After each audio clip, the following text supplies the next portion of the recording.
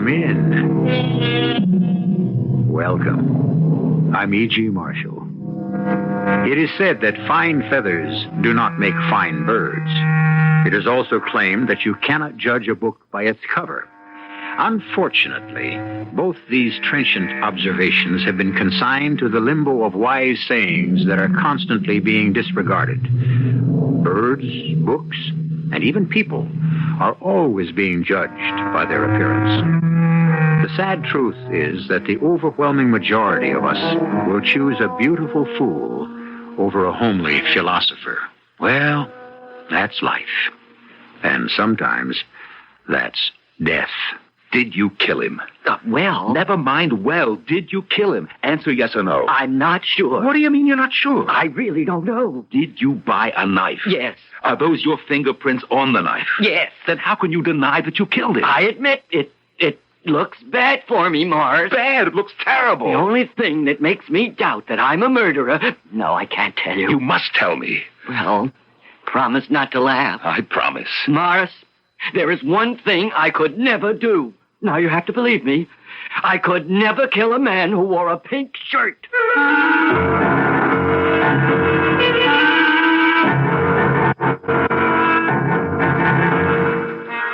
Our mystery drama, The Rape of the Maia, was written especially for the Mystery Theater by Sam Dan and stars Arnold Stang and Norman Rose. It is sponsored in part by Buick Motor Division. I'll be back shortly with Act One.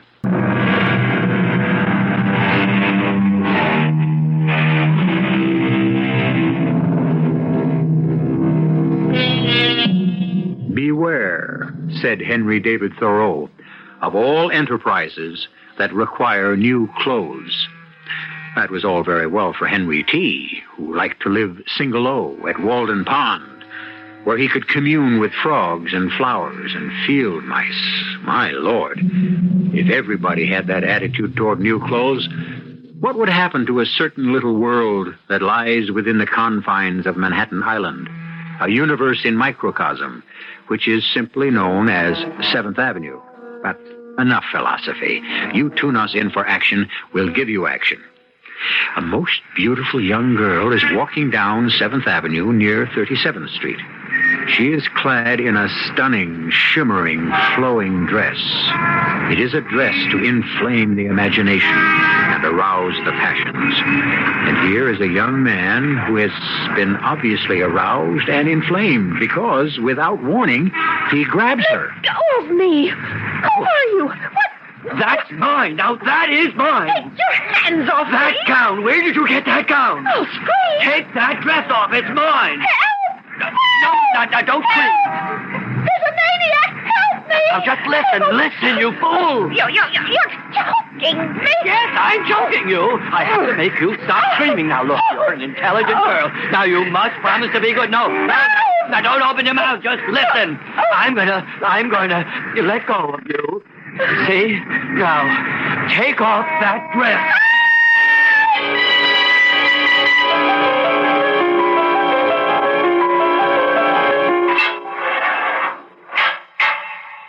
Thank you, officer. I shall call when I require your services again. I'll kill him. I'll destroy him utterly. Vaughn, it's too early in the morning to talk about killing. He stole the Maia. He stole the Maia. All right, so he stole the Maia. Oh, sure, you could say, all right. Is the Maia your inspired vision? Was the Maia distilled from your blood? You fat Philistine. I'm trying to lose weight. I shall assassinate that depraved thief. You'll be out of here by lunchtime. I'll let out his heart's blood. Now, Vaughn, we have to get back to work. The show is in 13 days. I need another design. Morris. How can you speak of new designs? I lie here violated, ravaged, distraught. Give me something I can produce for $49.95. Leave me, Morris, with my grief. A simple little frock with a collar. Vaughn, what do you think about a collar? Oh, that viper. I allowed him to sit at my feet, basking in the rays of my creativity. I got it. Let's bring back the Peter Pan collar. And that infamous wretch plunges a poisoned dagger into my back. Go on, listen to me. The reason you're getting off easy, I saw that girl's father last night. I thought if I would explain to him about the Maia. The rape of the Maia. How you designed this gorgeous dress, and for only $39.95. Be my witness, Myers. The dagger he plunged into my back is the dagger I shall thrust into his heart. But I take a look at the father, a giant, a hard hat. When I say who I am, he says, "What do you want?" I'm telling you, if looks could kill, I'd be a corpse. To design the Maia. Maia, daughter of Atlas and Diana. I was inspired by the ancient gods themselves. But I explained to him how you created such a masterpiece and had it stolen from you by your best friend, who turns around and sells it to another manufacturer. Why, this big giant, you know what? He just sat down and cried. Through the heart, through his false, perfidious heart, I shall stab him. So, no charges, everything's fixed. I shall rid the world of an abomination that calls itself Perry Fullerton. You come right back to work this afternoon. I shall never take pencil in hand again. Leave me with my grief. All right. God! You know, Vaughn, when I heard that you were arrested for attacking a girl, well, how could I believe it?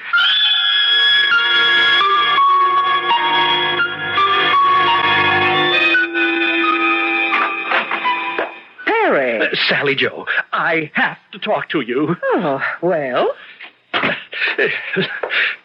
Sally Joe, I'm in trouble. Oh, I'm sorry to hear that, sugar. What I mean is real trouble. Oh, I'm genuinely sorry to hear that. Oh, it's a bad scene. Like, it's total trouble. Oh, Perry, honey.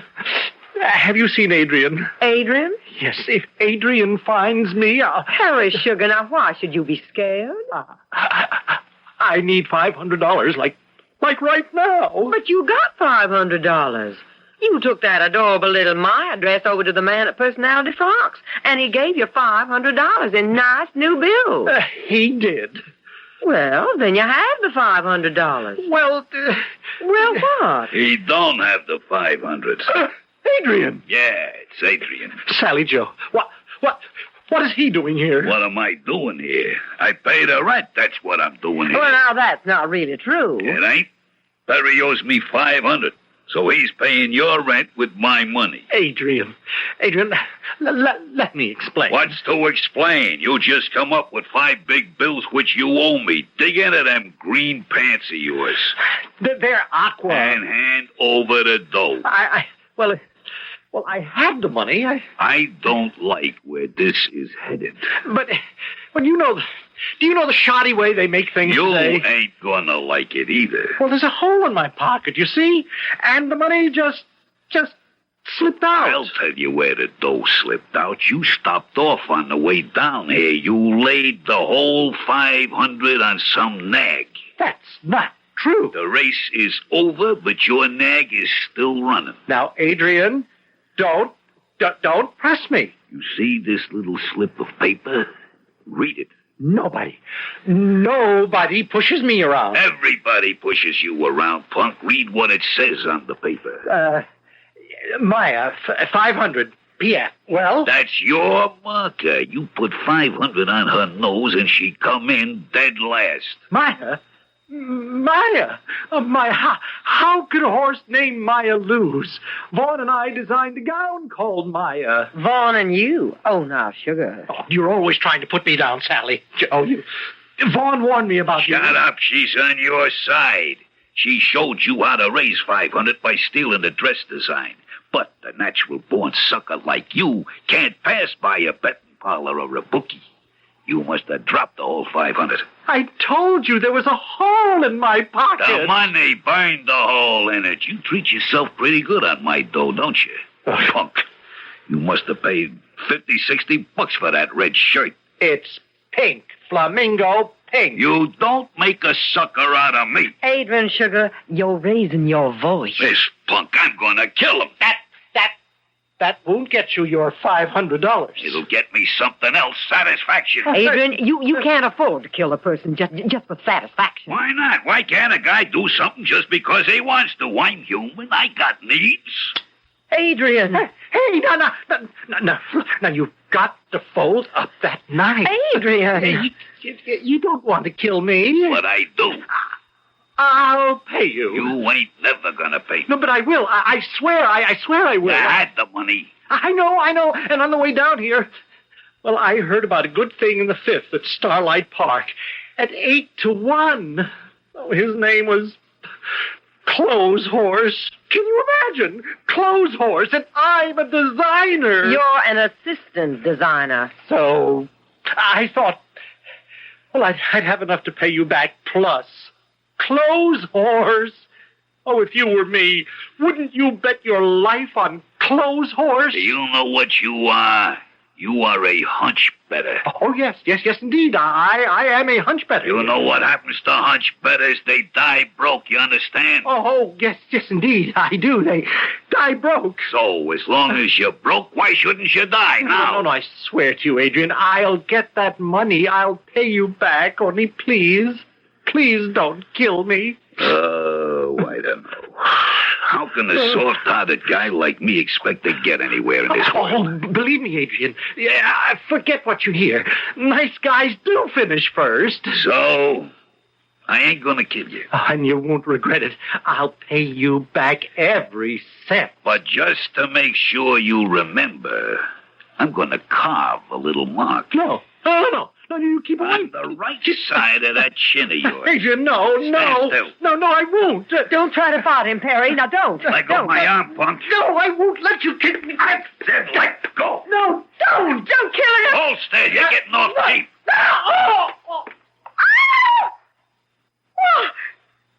You killed him.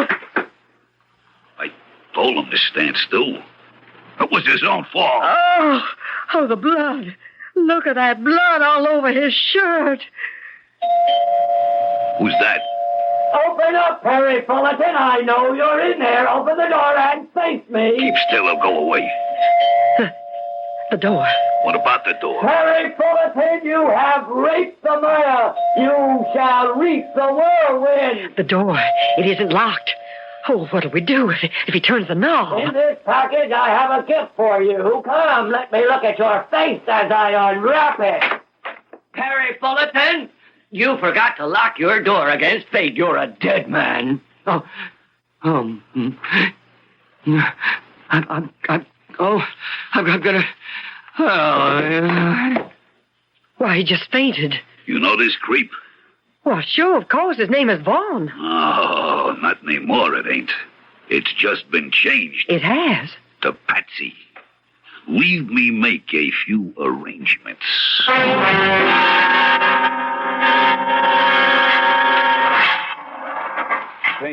Thank you, officer. Tell me, isn't this where I came in? Vaughn, you know what they say. They say you killed him. Yes. The door was open. A neighbor passed by. They say you were lying there, unconscious, on the floor next to him. Yes. The knife with the switchblade, with blood on it, was in your hand. Yes. They say you had the motive. Yes. And so, when you add all this together, it proves you killed him. That's what they say. Yes, Morris, that's what they say. But, Vaughn, you know what I say. I say I don't believe a word they say. Why, Morris, why? Because I believe you're innocent. I refuse point blank to believe them. No, Morris, believe them. What are you saying? Why should I believe them? Because they happen to be right. I'm guilty. Guilty?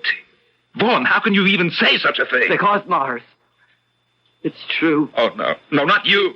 I killed him. I can't believe it. How could a person like you kill another human being?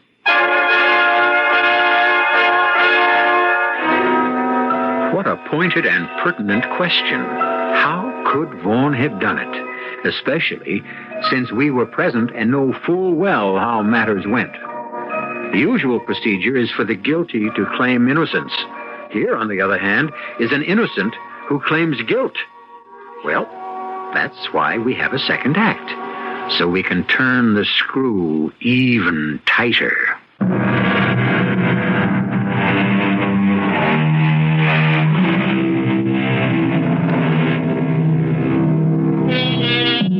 Maia was the name of the ancient Greek goddess of fertility.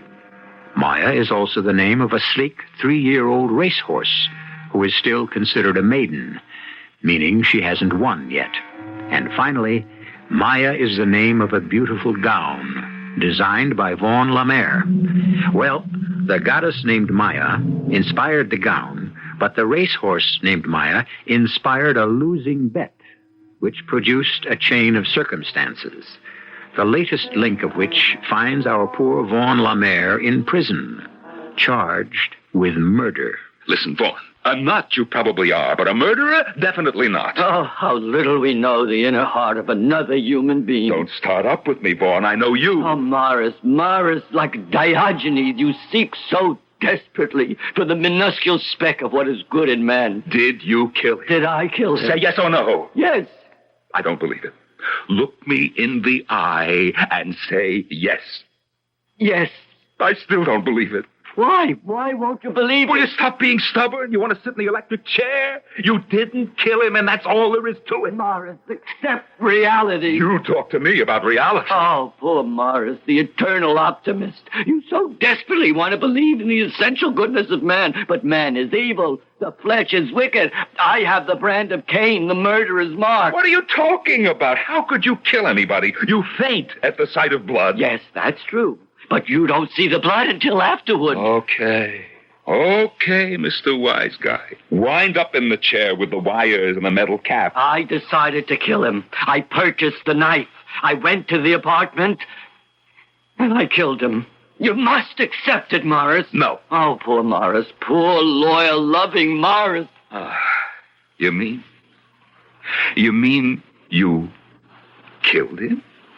You really actually killed him? Now, please, you mustn't feel so badly. I'll get you a lawyer. Now, please, Morris, not your son-in-law. Sheldon's a wonderful lawyer. I don't want a wonderful lawyer. Why not? He might get me acquitted. That would be bad. I'm guilty. I must pay for my crime. Vaughan, is there anything you need? Solitude. I must compose the speech. What speech? When the judge will say, Vaughan Lemire, do you have anything to say before sentence is passed upon you? I intend to be ready. Yeah. I tell you, Vaughan, after they made you, they threw away the model.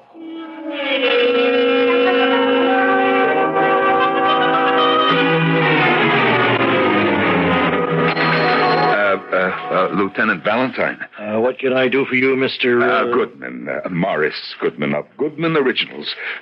We're almost neighbors. Look, I hate to bother you in the middle of a working day. Oh, that's perfectly all right, Mr. Goodman. We at your police department are public servants, constantly at your disposal. Yeah, well, it's about Vaughan Lemaire. Oh, yes, Vaughan Lemaire. Are you a blood relative? Well, I'm closer than that. He's my designer. Well, how may I help you? Well, I just can't believe he would commit a murder. Why can't you believe it? Well, because... because people we know do not commit murder, correct? Murderers are subhuman, evil, strange. But he's such a gentle person. He's crazy, maybe, but... Yes, but there's an extensive literature on the subject. Now, are you familiar with Kovalevsky's theory of supportive denial? Yeah, no, I'm not sure. Well, in a situation where the accused is an outwardly gentle, law-abiding person who does not fulfill the normal stereotype of the psychotic with homicidal tendencies, his immediate personal community will weave a protective web about... Yes, I think I understand. Yes, to protect the murderer, yes, but also to protect their own emotional investment in him. Yes, but even so... Well, our faith in a cause and a belief in another human being dies hard. But fact, as Trevelyan wrote, is usually the killer of faith. So, motive? Under Perry Fullerton's body, this slip of paper. Please read it. Maia, 500, P.F. A note to himself. Now, he could get $500 from P.F. Personality frocks or the Maia. which he did. Yes. The knife itself, switchblade, blood-stained, and with his fingerprints on the handle. Yes. Tell me, what's in that box? The one with the gift wrapping. It looks like something he bought at Julio's down the street. Inside this gift wrap box was nothing. Why would he bring a gift-wrapped box with nothing inside? For a symbolic reason. Perhaps because what he was truly bringing Perry Fullerton was death. Yes. And finally, this document, his confession, fully and freely given, in which he admits the murder. Well, Mr. Goodman? To prove murder, we must show the accused is guilty beyond the shadow of a doubt. Now, are you still in that shadow, Mr. Goodman? No. No, you're right. I didn't want to believe it, but how long can I insist the earth is flat? Thank you, Lieutenant.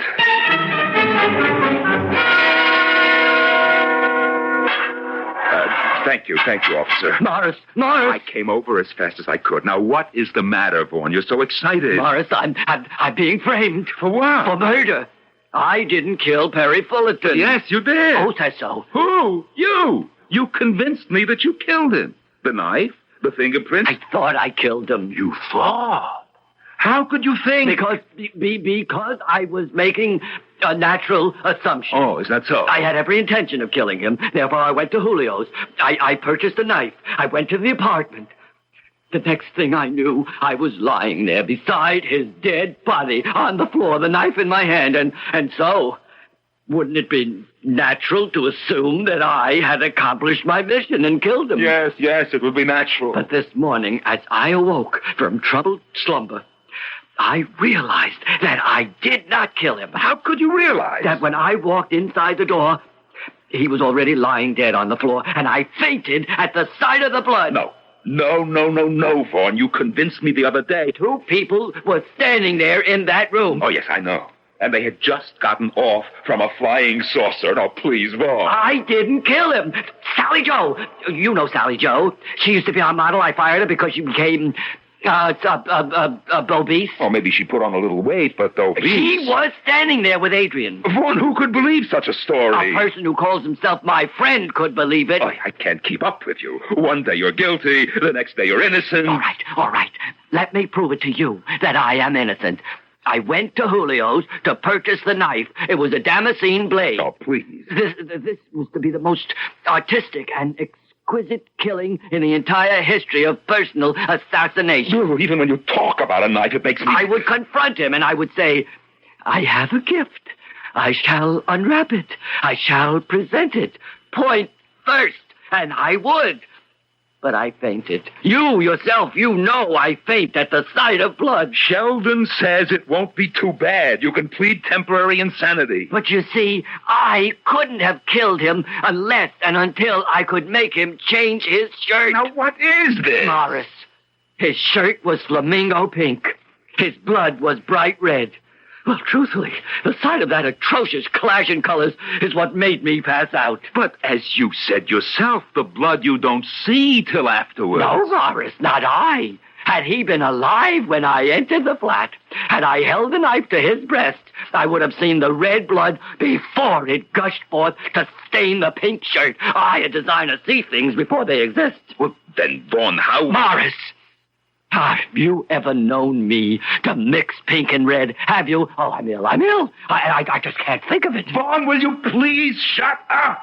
A person can't hear himself think. Morris, have I ever lied to you? Oh, constantly. I don't mind. It's part of your genius. I wanted to kill him. I bought the knife, but I never even unwrapped the package. He was dead when I got there. I'm innocent, Morris. Vaughn. Believe me, Morris.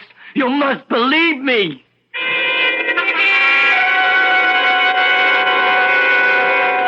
I understand, Mr. Goodman, and there is also an extensive literature on that subject. Is that so, Lieutenant? Have you read Feuerbacher on immaculate cancellation? Well, I couldn't be sure. Unwilling to face the fact of murder, the worst of crimes, the subject will cancel the memory and thus cleanse himself of guilt. What you're saying is He's telling a lie. Because he cannot face the enormity of the deed. One thing he said made sense. He couldn't stab a man who was wearing a bright pink shirt. The colors would clash. You're saying he wouldn't violate his artistic principles? Yes, that's what I'm saying. Why not? He was willing to violate his moral ones. I believe him. Here is the knife with his fingerprints. I know, but yet he says he brought it there in that box and never even took it out. Fingerprints, blood stains. These are the facts which tell us otherwise. The knife. Now, wait. It's a switchblade knife, no? Yes. It's not what you would call highly artistic. No, but you would call it highly effective. This? This is the knife he bought? Why not? It's good enough to do the job. You lied to me. I swear to you, Morris, I told you the truth. What is this nonsense about an artistic knife with a whatever you call it, blade? It's true. I saw the knife. It had your fingerprints on Somebody it. placed them there while I was unconscious. It was a common, ordinary, everyday switchblade knife that any common, ordinary, everyday hoodlum would use. Impossible. Here, I'll show you. I have the sales slip from Julio. Well, I don't have it with me. They took everything out of my pocket. Vaughn, please, you should really tell me the truth. But it's true. Ask Julio. He'll tell you. Just ask Julio. You know, Vaughn, he walks up the aisle and down the aisle and pounds his fist on the counter. He's going to kill Perry Fullerton. Can I sell him a knife? And so you sold him a knife. Oh, Julio. How could you sell him a knife? He was behaving like a maniac. Morris, how can you say such a thing about me? But you did sell him the knife. You knew he was ready to kill, and you sold him a knife. I sold it to him, and I didn't sell it to him. At the same time? I had one at the same time. You realize we're discussing a physical impossibility? Listen to how clever I did it. He picks out this dagger. Genuine. Made in Toledo, not Ohio. Spain. Continue. And he wants it gift wrapped. This much I know without you. What you don't know is how I gift wrap it. I gave it to Regina. Oh, she still works? I thought she got married. And the receipt. I write the letters COP. Cop. That spells cop. It also stands for cooling off period. When I sell an angry person a weapon, I make sure he don't walk out of the store with it so he can commit murder on the spot. So what do? I give the signal to Regina not to put it in a box. So she gift wraps an empty package. A day or two later, the customer comes back, but he ain't angry enough to kill anybody anymore. So what you're telling me is he walked out of here without the knife. Hey, great idea, Morris, no? So he never used it to kill Perry. How could he use it to kill Perry? Still in the store. Then he was telling me the truth. He didn't kill Perry. But how is such a thing possible?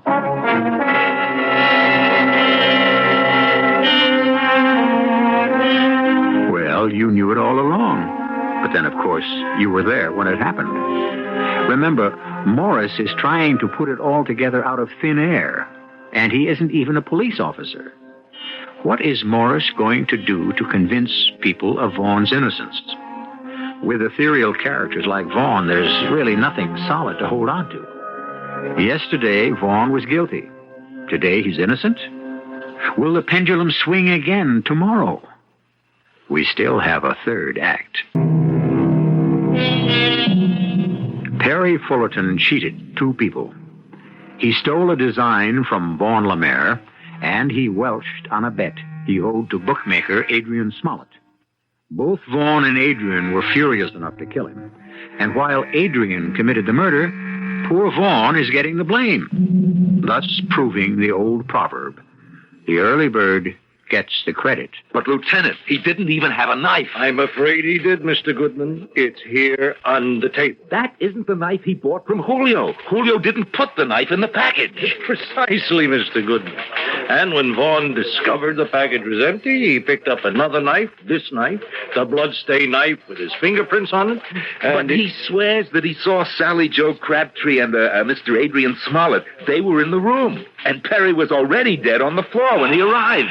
There is an extensive literature on the subject, Mr. Goodman. I should have known. Have you heard Tillinghast on compulsive psychotic association? No. Well, I suppose you could say it means misery loves company.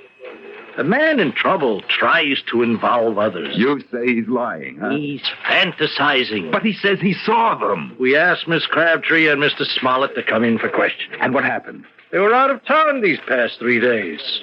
They only returned this morning. Lieutenant, I am a judge of character. I tell you, and you heard it here first, that Vaughn Lemaire is not guilty.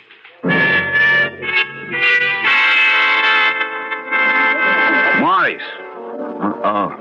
Hello, Julio. Morris, when a man eats lunch, he should have a smile on his face. With this weight on my heart, how can I have a smile on my face? Vaughn?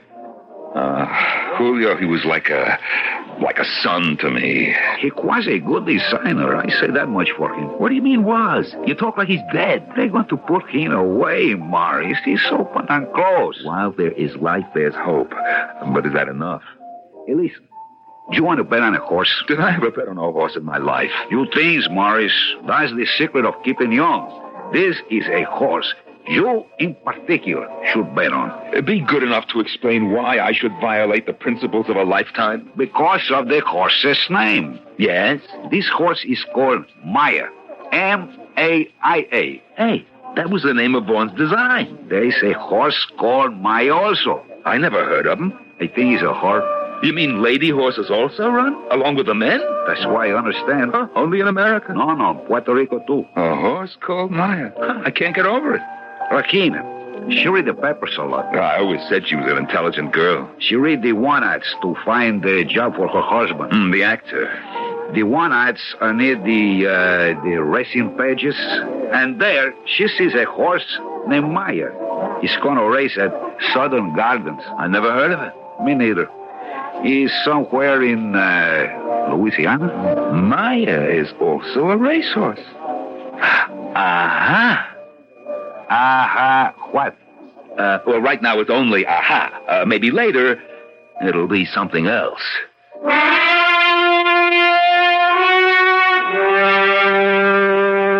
Morris, I swear to you, I did not kill him. But he is dead. Well, of course he's dead. Then somebody had to kill him. But it wasn't me. Then who else could it be? Are you asking me, Morris? Is there somebody else sitting in this cell that I could ask? By a detective. Am I? For the last week, I haven't been in the shop even. I don't know who could have killed him. Tell me, does he owe money? He's dead, and I must protect his name. Then I say goodbye right now. Morris, he didn't know what he was doing. You see, he was desperate. He needed $500. I refused him. That's why. That's why he stole the Maia. Tell me, did he bet on horses? Oh, can't we leave his memory green? Yes or no? Oh, yes. Morris, why this inquisition? This man, this Adrian Smollett, what does he do? I think he's a gambler. Ah, now it fits. Now it's a perfect size 10. What are you saying, Morris? But my problem is, how do I sell it?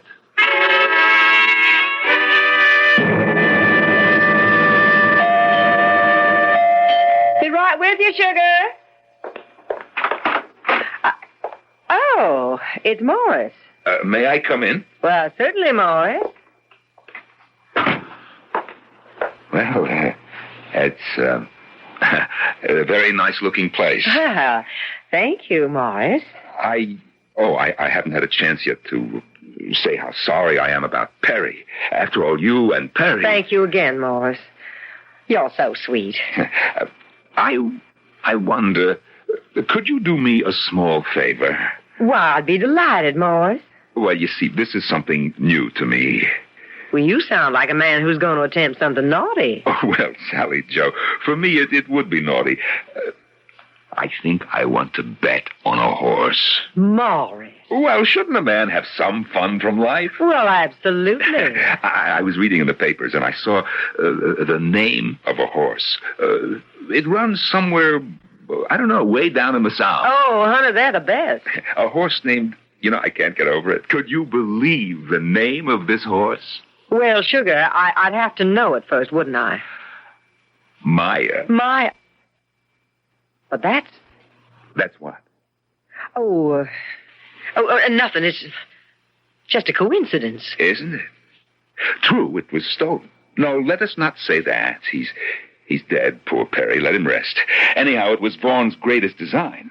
And now, I see a horse named Maia. Isn't this fate? Let me see the paper, Sugar. Oh, yeah, here she is at Southern Gardens. Oh, my goodness, she's running at 32 to 1. Is that a fact? So let me see now. For $500... $500? I should get back $16,000. Well, it'll make up a little bit for what we lost on the Maia. You want to bet $500?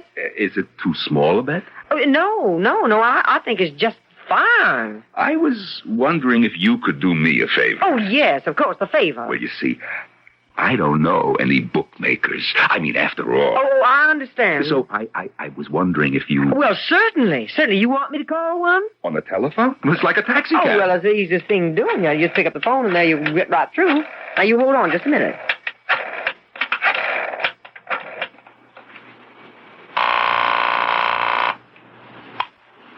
Yeah. Sally Joe. A gentleman's here. Wants to place a little bet. A chump. 18 carat. Good for the dough. A very solid individual. Put him on. Morris? Oh, yes, thank you. Hello?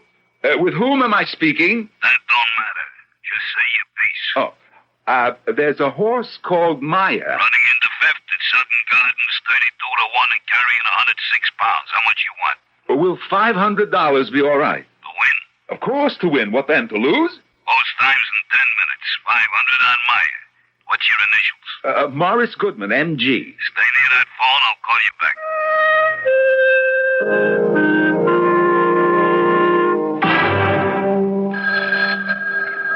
It's for you, Sugar. Answer it. Hello, Morris Goodman speaking. She run out of the money. What does that mean? It means you lose. Oh. It also means you gotta pay me 5 big bills. Yeah, I understand. You got it on you? Would I bet if I didn't? You are a man in a million. Stay there. I'll be right over.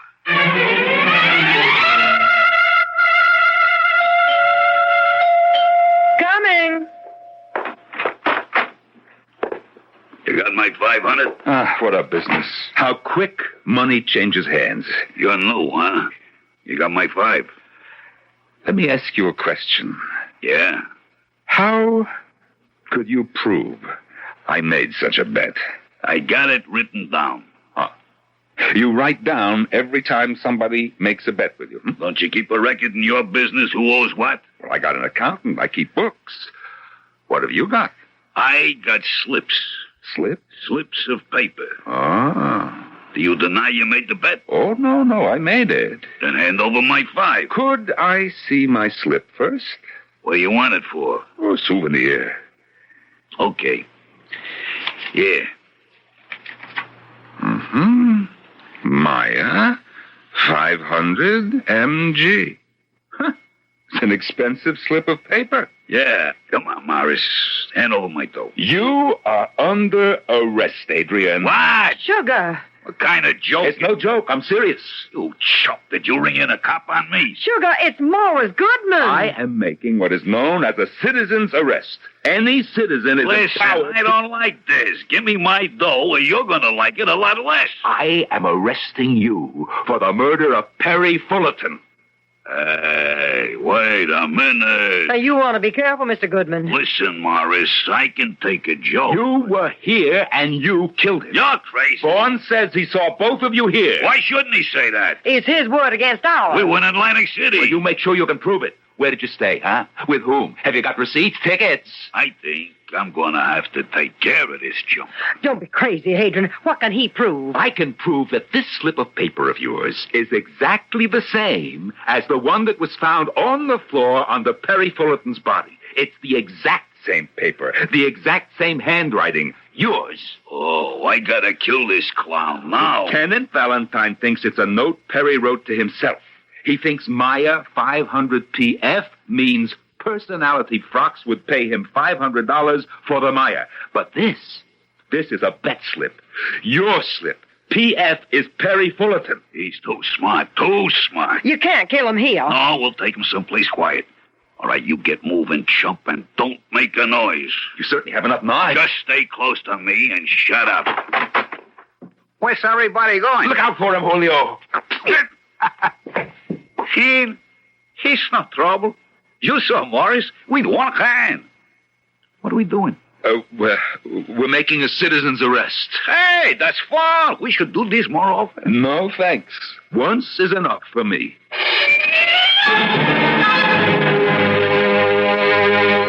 Lieutenant, how fast can I get Vaughn out? He has to get back to work. Oh, the papers won't take more than half an hour. Our fall showing is less than a week away. Tell me, Mr. Goodman, how were you able to perceive the salient facts? How could you, in the face of all this apparent evidence, believe that Vaughn was innocent? Well, Lieutenant, how could he mix red with pink? There must have been something else. Well, Lieutenant, there's an extensive literature written on the subject. Have you ever heard the poem that says, "Let me clasp his hand and call him friend, and I'll stand by his side till the bitter end"?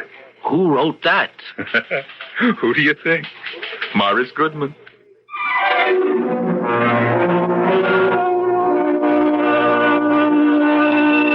This has been a story of friends. Friends who were loyal and friends who were false. Friends. They make living possible, but also can make living impossible. The book tells us that a faithful friend is the medicine of life. And while medicines cure, they can also kill. Friends. For better, for worse, who can do without them? Since we cannot do without you, I shall be back in just a few moments.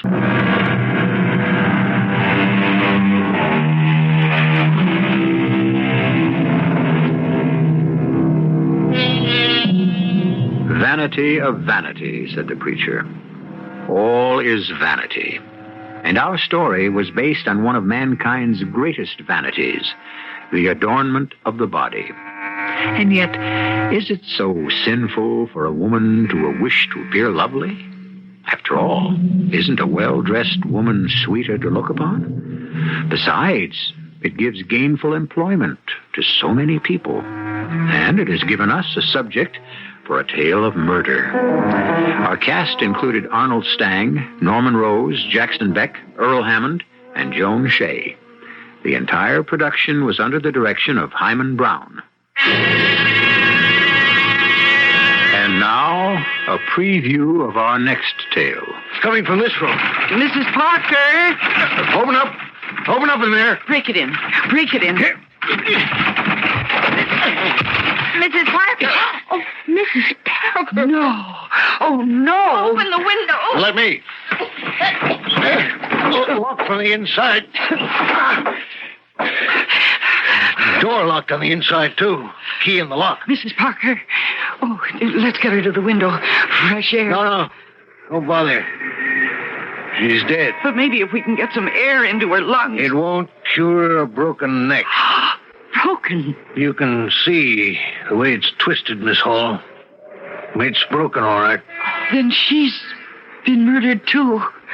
Yes, Miss James. She's been murdered, too. This is E.G. Marshall inviting you to return to our Mystery Theater for another adventure in the macabre. Until next time, pleasant dreams.